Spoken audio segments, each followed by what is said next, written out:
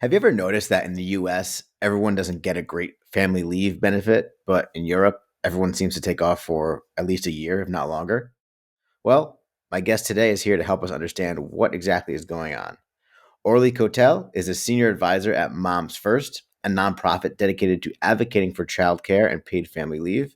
She's also a mother of two. This is such an important topic that I'm really excited to be able to cover on the show. We talk about why the US is lagging behind all other developing nations when it comes to paid family leave, what a best in class family leave policy should look like, and much more. I'm Anthony Francis. This is the Successful Working Parents Podcast, the podcast where we learn from busy working parents how they're able to balance it all and still thrive. Thank you for listening. On to the show. Welcome back to the Successful Working Parents Podcast, the podcast where we talk to successful working parents. My guest today, she is a senior advisor to the nonprofit Moms First. She was also a founding member of the National Paid Leave for the U.S. campaign, mother of two. Ladies and gentlemen, Orli Cotel. Orli, welcome to the show. Thanks so much for having me. It's great to be here. Yeah, I'm excited to talk to you today. So, why don't you give us a quick intro on yourself and your career to start there? Great. Well, I've spent my whole career basically in the advocacy world. So I started off with over a decade of experience working on climate related issues. And then, when my first baby was born, I had this experience that I think a lot of people have where, it was beautiful and it was wonderful and it was also just incredibly hard. And I had this kind of eureka moment around if it's this hard for me, and I had all of the privilege, I had racial privilege, socioeconomic privilege, I had paid leave, I had a husband who had paternity leave. If it was that hard for me, then what was it like for someone who was working an hourly wage job at a place like Walmart? And it really caused this shift in my career where I said, look, I've been working on climate. It's a really critical issue, but I have this moment in my life where I feel like I can help apply some of those skills to fight for working parents. And so I joined the founding team of the Paid Leave for the US campaign. And then we focused our energy on really trying to transform that corporate landscape around paid leave so that it wouldn't just be like an elite benefit, but it would be something that someone could have if they were in an hourly job. And we won paid leave for about 8 million people at Walmart, Starbucks, CVS, Target. So that was really the career shift that I made. And then ever since, for the past 8 years or so, I've been working on helping to transform the landscape for working parents and caregivers in this country. So on issues like paid leave, childcare, pregnancy rights, all of these really important systemic changes that we need in order to help support parents. So, when you say you won paid leave for employees at a place like Walmart, what exactly does that mean? Yeah, so it means that both with Walmart and a company like Starbucks, we work directly with employees to help coach them, to advocate internally, to do things like speak at the shareholder meetings, publish op-eds in newspapers, organize fellow employees, also to do things like, we ran petitions to get consumers to tell Walmart and Starbucks and other employers that they thought paid leave should be necessary for their workers. So it was kind of like that classic corporate campaign of really helping to show the company how they could do better. And I'll give you a little bit more of like a readout on what that looks like in real life. One thing that I think is really interesting about the Starbucks campaign in particular is, we were working with a bunch of parents at the corporate headquarters at Starbucks. And when Starbucks management came to them, they said, look, we're going to create a new paid leave policy. It's going to be this really quote unquote generous policy. I don't remember how many weeks it was at the time, but it was, 4 months or so or more of paid leave for everybody who worked in the corporate headquarters. And the folks that worked there said, okay, great. That sounds good to us. We'll take the deal. Not really thinking about the fact that it left out 160,000 baristas. So it was just for the 3,000 people at the corporate headquarters. And our work was really to go work with the baristas and say, you know what, we need a policy that works for all parents because the barista's baby needs its mother just as much as the person who works in the corporate headquarters, right? So that was the kind of work that we did to really help transform their policy. So, when Starbucks rolls out their new paternity leave plan that includes all employees, that's really the work that you and your organization had done is what got that to happen. Gotcha. That's right. That's right. That's awesome. This is really and part timely of it, I conversation. think, really, yeah, I was just going to say part of it, I think, really is about this question of who deserves to be there for their family in the moments that Yeah. matter most? And Sure. in the corporate world for a long time, that answer was executives do. Executives deserve that. And folks in low wage working jobs, that's a perk. It's not a right. And we Yeah. really wanted to create this tectonic shift in the landscape to say, no, all parents, all caregivers need these kind of supports and deserve it. And we can fight for it and we can win it. Yeah, that's awesome. Well, this is a really timely conversation for me because, as I mentioned, I just had a child. She's 7 months old now, and me and my wife just finished our maternity and paternity leave. So this is definitely top of mind for me right now. So excited to dig in a little bit more on this topic. Let's talk a little bit more about the current landscape of paid leave in the U.S. It's behind some other industrialized nations, both in who it is, who it's offered to, and also the length. Even the best paid leave package in the U.S. I mean, Europe, they get a couple years off sometimes, right? So why are we behind the times here in the U.S.? Yeah, and you don't even have to look to Europe. I mean, our neighbors in Canada, they extended their paid leave a few years ago from 12 months to 18 months. Those are months, not weeks, right? Is that maternity only So or paternity as well? it's a parental leave in Canada. They have an interesting way of doing it where some of that leave is the birthing parent has to take it to recover from childbirth. And then actually some of that leave is only for paternity leave. So there's like a use it or lose it piece that dads Oh, have to okay. take too. But it's set up so that you can actually split the leave however works for you. We don't have to get too into the weeds on that. Sure, But sure. I think the point is, so the US is the only industrial nation in the world. We're the only country in the world besides Papua New Guinea that doesn't have paid family leave. So think about that for a second. One of the richest nations on earth, and we have not figured out how to support parents and caregivers. We can put a man on the moon, but when it comes to figuring out how to help parents take care of your newborn baby, you're totally on your own. And so what this means in America is that we have about 1 in 4 new moms who actually have to go back to work less than 2 weeks after giving birth. And there is no doctor who's going to, approve a birthing parent going back to work while they're still bleeding, recovering from childbirth. But people do it because so many people live paycheck to paycheck and they can't afford to go without income, especially when they're welcoming a new baby. It's one of the most expensive times in their lives. So I just want to actually bring a little bit more detail into what that really looks like on the ground, because when we talk about 1 in 4 new moms going back to work 2 weeks after childbirth, it's a statistic, but these are real people.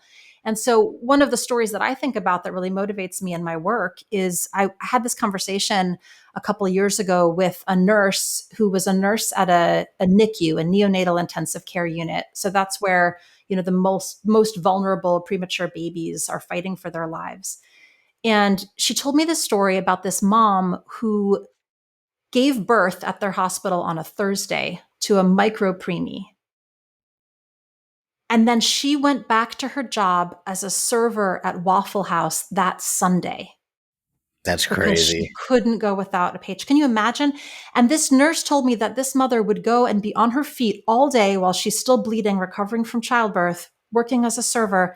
And then at night, she would come into the hospital and sit by her tiny premature baby's bedside and she would just cry. So that's really what those statistics mean. That's what we're doing to working parents in this country. And that's what we're trying to fight to change. And if you look at the landscape right now, there's no national paid leave. There are 14 states that have passed state paid leave laws. So we've seen some major advances at the state level, but it still leaves a ton of people out. So FMLA is state by state. That's not nationwide. No, let's talk about FMLA for a minute because I think that's really important. So FMLA is a national law, but FMLA is the law that gives people unpaid leave. It's job protection. So it says your employer has to hold your job for up to 12 weeks so that you can recover from a medical condition or care for a baby or a family member. But there are millions of people who are actually left out even from that unpaid job protection law because there's all kinds of restrictions. It's only if you work for a large employer. So your employer has to have, I believe, 50 or more people in your location. You have to have been there for a year. You have to have worked a certain number of hours. So there's literally millions of people that don't even have their job protected, where it's totally legal for them to get fired for not coming into work for a day of caregiving. And there's a story about that. This is another one. I'm sorry, I don't want to keep breaking your heart over and over, but I had this enraging conversation a few years ago with this wonderful man who was a dad in New Hampshire. He worked as a security guard. And he called his boss one day and he said, "My wife's in labor and I'm driving her to the hospital so we can have the baby."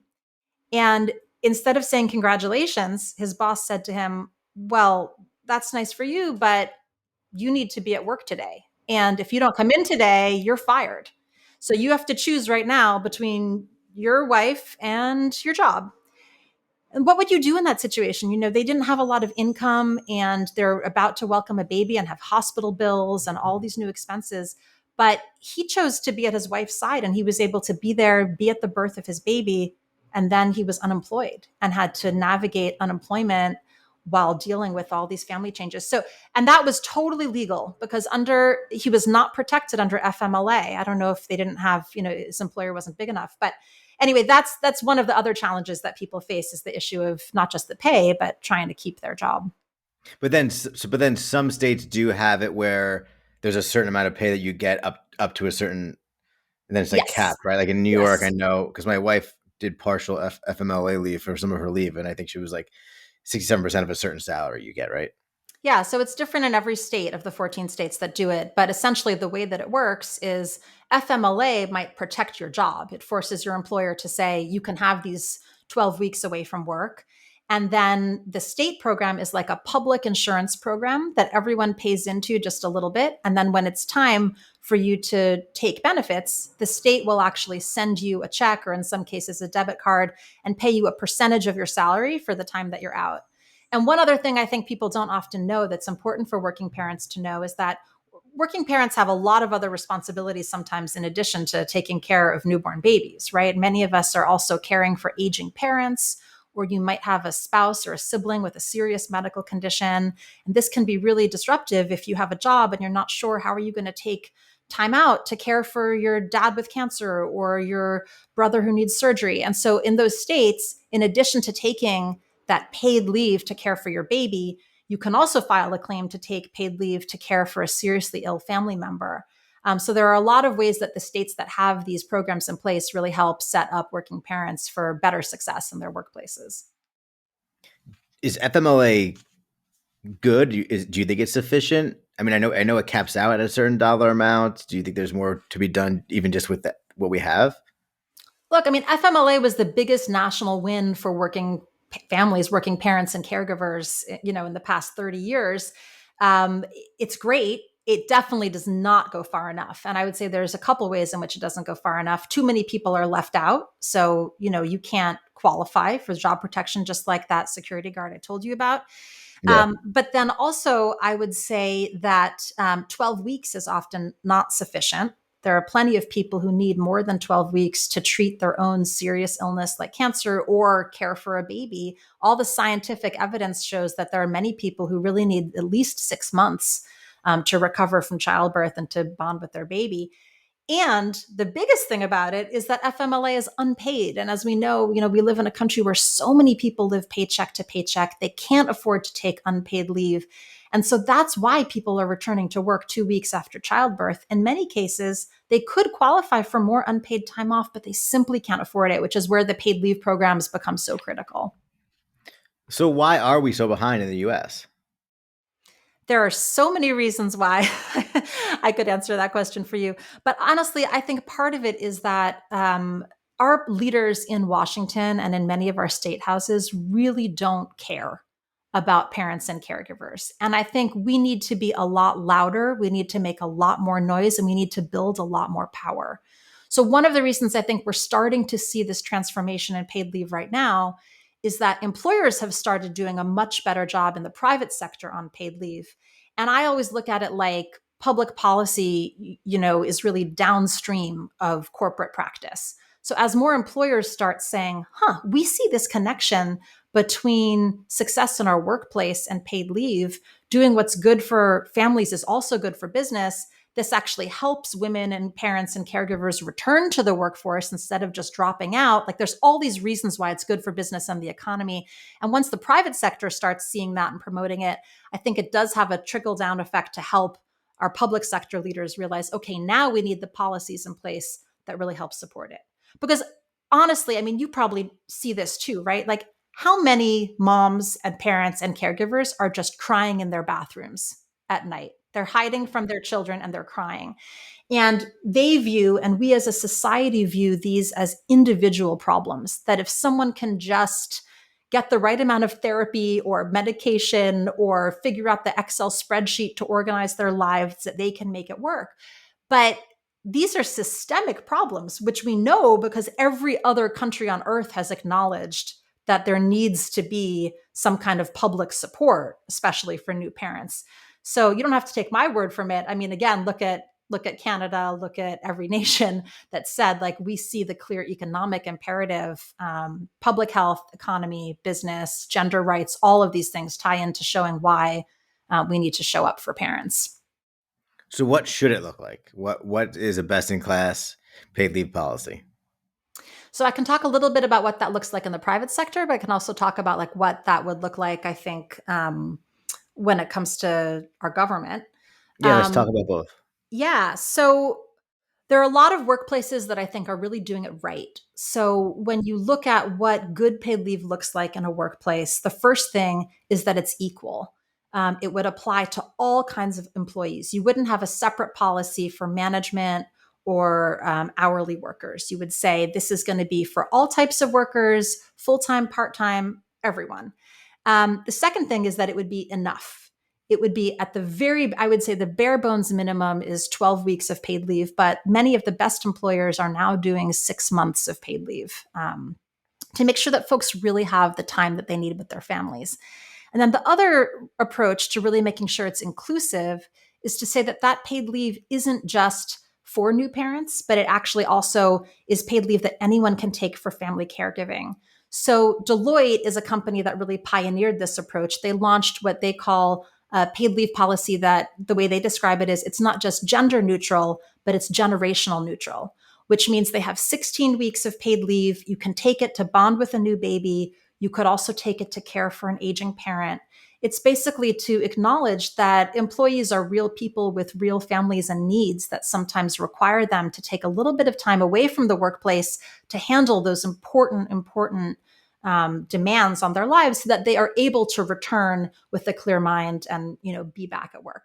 And then the other thing I'll say is that there are all kinds of like really interesting new emerging benefits that are part of paid leave that the best employers are now adding. So these are things like miscarriage leave, bereavement leave, special NICU leave to care for a baby in the neonatal intensive care unit. All of these things are really just about figuring out how to support your people and make sure that they can be their best selves at home so that they can also be their best selves at work. So what do you say to the corporate fat cat that's saying we really can't afford for our people to be taking off 6 months at a time for a child? You know, when I had a baby, we didn't do that, and the dad didn't do it at all, and we can't afford to have people taking off that long. Well, I just tell them that they actually can't afford not to. Because I think too often what happens is folks are just looking at the cost. But any responsible fiscal analysis, I talk with a lot of CFOs and COOs in my work. And there's a reason that companies like Google and Facebook, public companies that care about their bottom line, are investing in great paid leave policies. And they're doing it because when you actually do the responsible math, you're not just looking at the cost, you're also looking at the benefit. And there is actually a cost benefit calculator that my team developed that you can check out at momsfirst.us that will help show you. HR leaders can walk through it and look not only at what it costs them, but actually how much money they can save. And the savings come from things like recruitment and retention. So finding and hiring staff is super expensive, especially in certain positions where they're really competing for talent. So being able to have a good paid leave program means that usually you have much higher retention rates. So Google's a great example. When they increased their maternity leave, they actually cut their attrition by 50% among their new parent employees. So that saved them a bunch of money. Yeah, that's a huge one. Attrition. I mean, I'm sure, as you know, it could be like 1 to 3 times an annual salary to replace employees. Exactly. And not only that, I mean, what we really find is that when you do right by your employees, by acknowledging that they're human beings with families and lives, it actually boosts their morale. And it's not just that you keep them as employees, but when they come back, they're more productive, they're more dedicated to the company. It really has a whole bunch of benefits that have, ripple effects that go on long after that leave.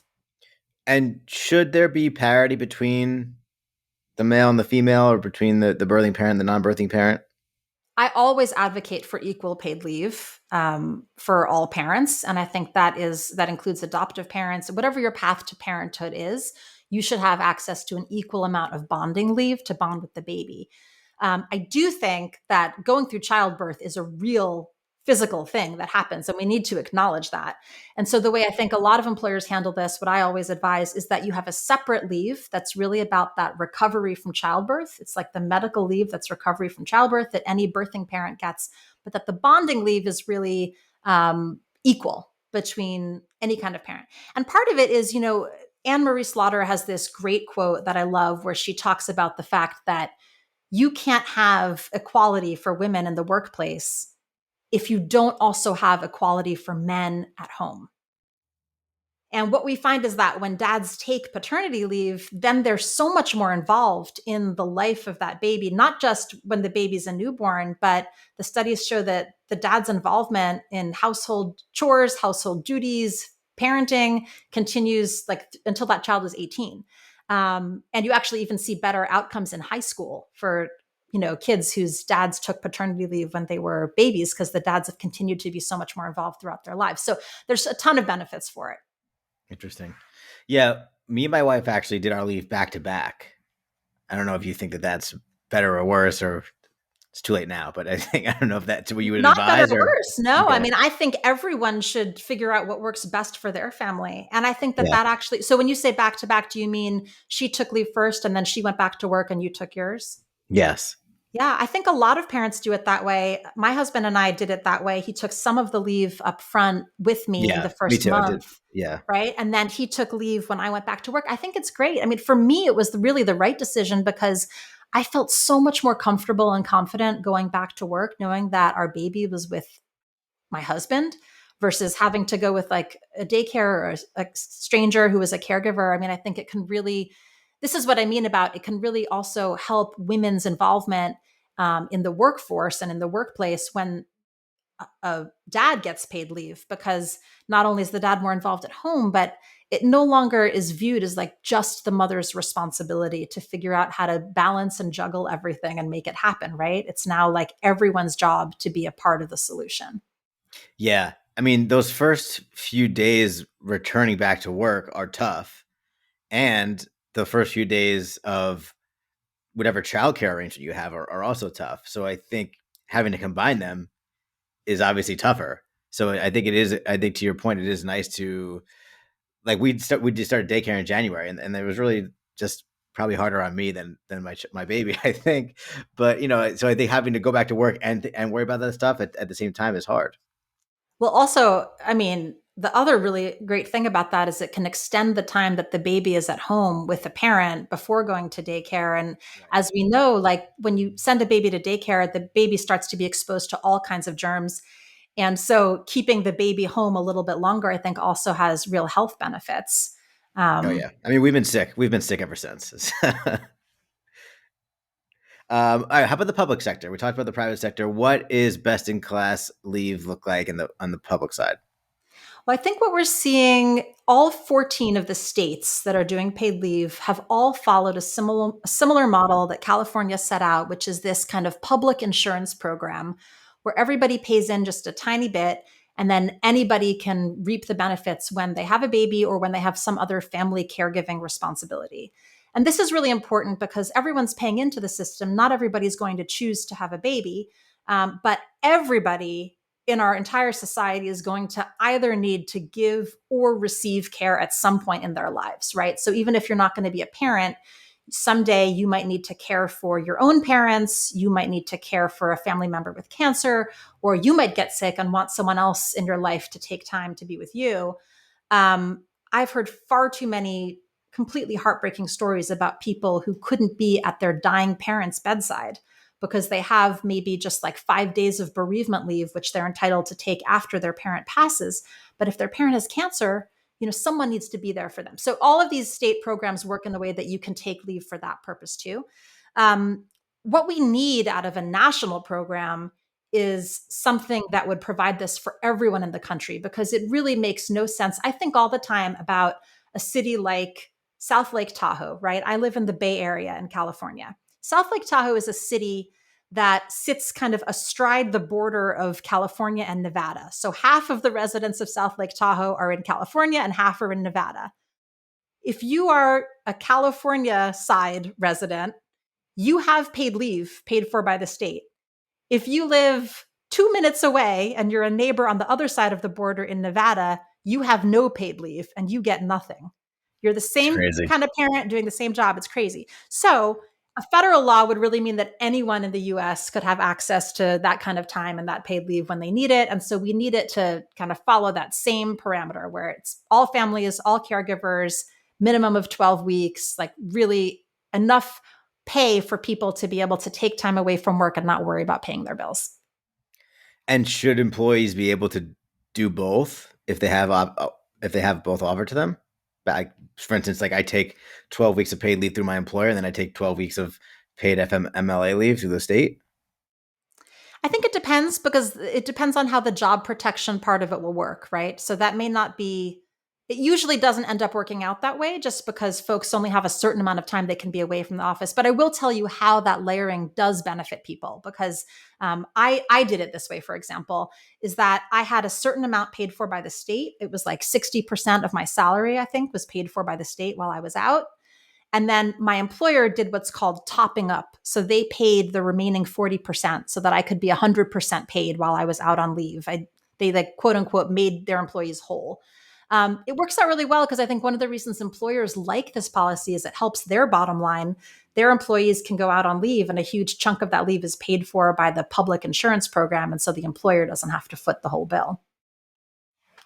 So, what can people do on an individual level if they feel like their employer is not providing them with the leave that they need? I love that question.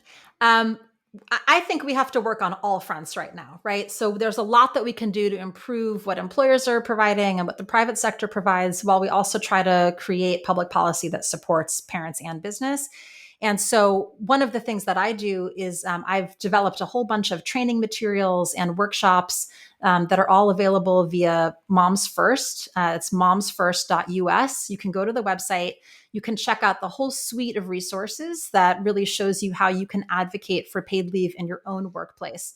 I have to say, one of the things that I found, that I've worked with folks at companies, that across a really broad spectrum, tech, automotive, like retail, folks that are at tiny employers, big employers. And anytime an employer has improved their paid leave policy, it's always been because there was some really passionate parent who wanted to advocate for better policy at their company. Sometimes that employee is in HR, but sometimes they're not. They're just somewhere else in the company and they want to make a difference. So some of the tools that we've developed at Moms First, folks can go to the website at momsfirst.us, check them out and use those tools. We have a whole guide that walks you through soup to nuts. How do you even begin the process of approaching HR to advocate for better policies? And we'll help you do it. Awesome. Well, we'll be sure to link to that in the show notes as well. The reason I had first reached out, the reason why I had first reached out to you actually was because you had shared a really powerful story on LinkedIn. I'd love if you could share it for the audience today. Yeah, that story I think really hit a nerve. So many people were commenting and sharing about it, but I talked in that post about my own connection with something that's like an emerging paid leave benefit called NICU leave, um, which actually happened before my lifetime. So it's part of my family history. But my mom was born in 1949, and she was born at 25 weeks, so 3.5 months premature. And in those days, my understanding is, most babies that were born that early, many of them really didn't survive. Or if they did, they had really serious health challenges that lasted for their whole lives. And when my mom was born at 25 weeks, my grandparents, her parents, they really had this belief in like the power of breast milk. They thought that breast milk would be able to help her. She weighed less than 2 pounds, and she was in the NICU. And in those days, it was the post World War II era where it was everything was all about formula. Um, but my grandmother would express like a tiny amount of milk at home. I don't think they even had breast pumps at all in those days. I think she was just using her hands to like express a little bit of milk. And my grandfather would then ride the streetcar downtown. They lived in Chicago, and he would ride the streetcar with this tiny bottle of breast milk. And he would sit by my, you know, infant mother's side in the NICU, and he would feed her out of this bottle that really looks like a doll's bottle. And my mom survived and actually thrived. I mean, she spent the first 3 months of her life in the NICU and then left and was perfectly healthy. And I think about that story all the time. My mom still has that bottle. So the LinkedIn post was actually a photo of this bottle, which looks like it's like a baby doll's bottle. I mean, it's tiny. It's like probably like 1 or 2 ounces is as much as it fits. And she keeps it by her desk really to remind her of the love and care that she got from her parents. But I really think of it because, you know, paid leave, paid family leave was non existent in those days. And especially there was no such thing as paid paternity leave. But my grandfather, I don't know exactly what happened at the time. I think he was self employed. And because he didn't have to ask a boss for permission to be there, he could just go. He could take that time and be the person who brought her that milk and cared for her and advocated her and helped her survive. And so, even though there wasn't a word for it in those days, I really think that paid family leave saved her life, and it's the reason for my existence here today. Which, you know, is just one of the reasons I'm so passionate about it.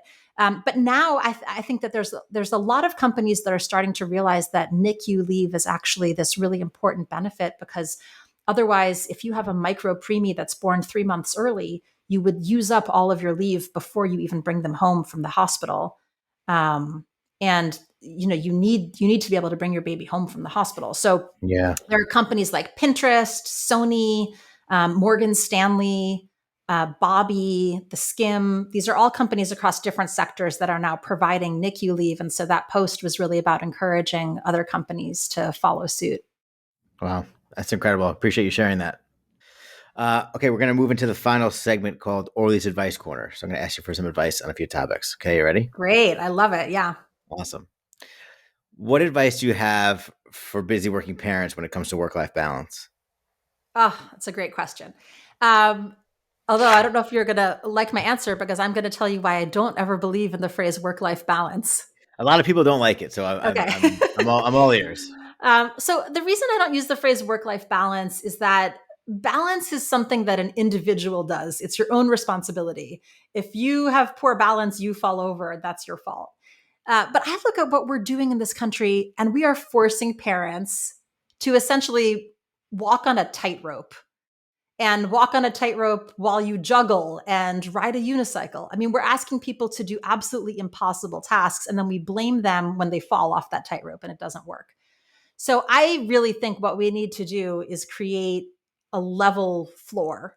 And what that looks like is all of the systemic supports that parents need, like paid leave, childcare, equal pay, pregnancy rights, all of the things that really set people up for success. And I think when we talk about work life balance, we're reminding people this inaccurate frame of it's your own job to get things right. And hey, if your childcare situation is a mess, like you can just Excel spreadsheet your way out of it. Like you need to be better at figuring that. But we can't Excel spreadsheet our way out of this mess, right? We need Yeah, systemic supports. And so that's why I try not to talk about work life balance. that's fair. Yeah, people use different types of words instead of. I feel like work life balance is like not cool to say anymore. But But you know, I what? think it is an important. I think the idea, it's not just work life balance, right? But I do think it does raise important questions around how do you make sure that you can care for yourself as a person and not just a parent, right? Because parents end up putting themselves last far too often. And so I think part of it is about well, my friend Eve Rodsky in her book talks about this concept of unicorn time, which I love, which is this idea that in a healthy partnership, if you have a marriage between two people and you're trying to have a healthy partnership and you have kids, that you also need to carve out time for something called your unicorn time, which is your ability to do something that's just for you. That's like your own creative pursuit. For some people, it's playing guitar. For other people, it might be, learning how to tap dance, like whatever that thing is that gives you something to talk about at a dinner party other than your kids Yeah, that I makes like you that. feel like a full human. So I always come back to that and think about, okay, that we shouldn't look at that as like a luxury or a perk. We have to find time to be our whole selves and be able to like feed that creative spirit that really keeps us going. Well, that's related to my next question, which is what advice do you have for self care and making time for yourself as a busy working parent? One piece of advice I have around that is to schedule it. We're so good at scheduling appointments and meetings and putting it on our calendar, but self care is always going to come last if you don't actually put it on the calendar. So I think that can look different for everyone. I mean, for some people, it's about having a date night where you can get some grown up time away from the kids with your partner. For some people, it's about just actually putting on your calendar, like, this is the time that I'm going to yoga class, or this is when I'm going to take a bath. I also love to find things that I can do for self care that are things I can do after the kids are in bed. Um, just anything little that feels like an indulgent treat that I can do for myself to reward myself for all of the work I've put in is always really helpful. What advice do you have for making time for your kids and time to spend with your family? Oh gosh. I mean, I think my advice around that is really to pick something that your kids enjoy that you also enjoy. Because, you want your kids to see you experiencing joy with them. And I think often a lot of what parents do for quote unquote spending time with their kids is really chauffeuring the kids around to activities that the kids want to do, which is fine. There's a big part of being a parent that is about just doing the work, and some of it's drudgery. But what I love is finding something that the kids and I enjoy doing together. So for me, sometimes that looks like doing art projects with my kids, baking with them, reading chapter books with them that are books that I remember from my childhood and that I love. Going to science museums because it's kind of a fun family activity where everybody can get interested and excited. But really carving out that time to show them that we can do activities that are really fun for everyone and not just about, you know, us driving them to their their activities. Sure, sure. What is the best advice you've ever received? Wow. About parenting or About about anything. Anything that comes to mind. I'm just going to, this is just what comes to mind first for me. This is not necessarily the best advice I've ever heard, but I think about this a lot for parenting. When I was pregnant, someone I didn't even know, who I met at an event, saw that I was very pregnant and said that her best advice for me as a parent was don't read ahead in the textbook.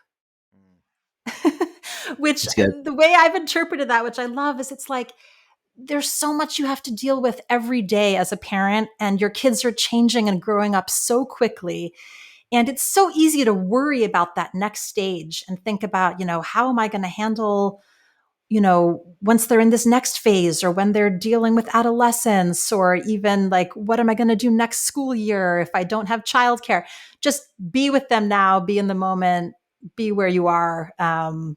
And I think that really helps alleviate a lot of the worry. Yeah. What advice would you give to your former self? Mm. I think it's so important that we let go of a lot of the guilt related to parenting. And I'll tell you one way that I think this plays out for me. I've just had a reframing lately in the way I think about being a working parent, which is that I no longer think of it like I'm raising children. I'm now trying to think of it like I'm raising the adults I want them to become. And when I think about it that way, one of the things that becomes so clear is that I want my daughter and my son to think of an adult woman as someone who has dreams and aspirations and goals and can make an impact on the world and live their passions. I don't want them to think that the job of a mother in the world is to be someone's cook and chauffeur, to like take their kids around all the time and just feed the. Sure. So I, if I have to travel for work now, I kind of try to think of it as like, this is actually a gift I'm giving my children. That yes, I'm away from them, but I'm showing them what it's like to be an empowered adult with agency in the world, trying to make the world the better place that I think it can be. And then when I come home from those travels, I talk with them about, this is what I was doing in DC. This is the advocacy project I was working on. They're not too young to really understand these things if you just put it in the right kind of language, help them be involved in thinking through some of the problems I'm solving in my advocacy work so that they see that they can do that. So anyway, that's a gift I try to give to them. And also just to accept, like, I think you can't do everything all at once, but you can do it in stages. So there was a time when I really took a step back from my career when the kids were younger. And I also felt guilt about that. I was a very career minded person. And then I had a little baby and I didn't want to lean in. I wanted to lean out a little bit and really have that time. But you know what?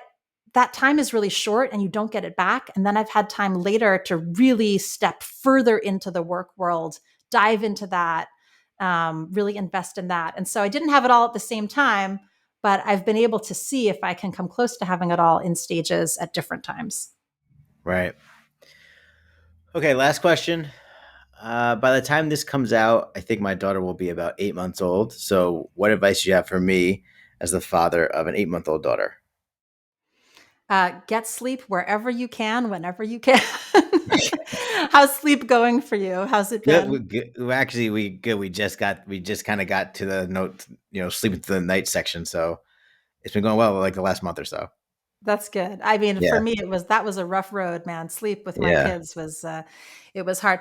No, I think uh, I think the advice I would have for you is everyone's on their own parenting journey, and everybody will try to give you advice and tell you how you should parent or how to be a good working parent or what that should look like. And I don't think that's right. I don't think anyone can solve it for you. I think every parent already has inside of them everything they need to be a good parent. They just have to be able to listen to their inner voice and access it and just know that what their kid really needs is a lot of love. And as they grow, just to be seen for who they are. Yeah. And, I think just do what you can to try to enjoy it. Even when I know, and it's hard to say because I think when you're sleep deprived, and again, our country, I'll be on my soapbox, our country is not set up for working parents. So it makes it really hard for folks. Yeah. It's hard to enjoy it. But I do think, like, you know, those moments can be so sweet. All the first everythings, being there for their first steps, their first words, it just gets better and better. Yeah. Well, I appreciate that. Yeah, it's definitely. I agree. It's not real. We're not really set up for success as working parents necessarily. Even you know. Well, if you think Even, about some of what they do in other countries, I mean, even from the very early days, I had a friend who's from the Netherlands.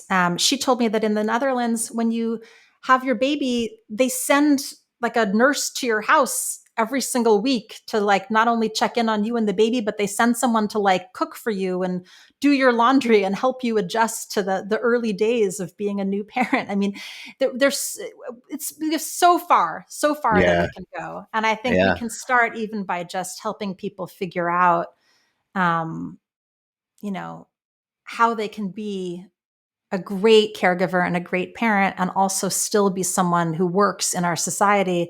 It involves paid leave, it involves childcare, it involves pregnancy rights and maternal care, it involves equal pay. I mean, these are all things that we can fight for and that we deserve. Yeah. Yeah. Well, Orly, this has been a great conversation. Really appreciate your time. Where can people go to connect with you, learn more about you, or anything that you'd like to promote or share? Yeah, well, I'd love to have folks, connect with me on LinkedIn. I'm very active there, and I share a lot of different articles about what the private sector is doing to make an impact on issues like paid leave and childcare. And also, would really encourage everyone to visit momsfirst.us. Moms First is a fantastic new organization founded by Reshma Saujani, who founded Girls Who Code. And we have a ton of resources on our website to help folks with helping to implement a better paid leave policy at your workplace or figure out how to make an impact on childcare. And the last thing I'll just say is, you are not alone. If you're a parent who's out there who feels like it's your fault that things aren't working, it's not your fault. And we all can help to make a difference to be part of that solution. But it really is going to take everyone being loud and especially focusing some of your ability to share your experience with our leaders in Washington, because you cannot solve a problem that you can't see. And I really think that our lawmakers in Washington don't understand what working parents are going through and how severe some of these challenges are. So it's going to take all of us reaching out, sharing our stories, making it visible, building power to really begin to shift that landscape. Awesome. Well, I'll be sure to link to all that in the show notes. Orli Cotel, ladies and gentlemen. Orli, thank you so much. Thanks so much. It's been great talking with you today. You too.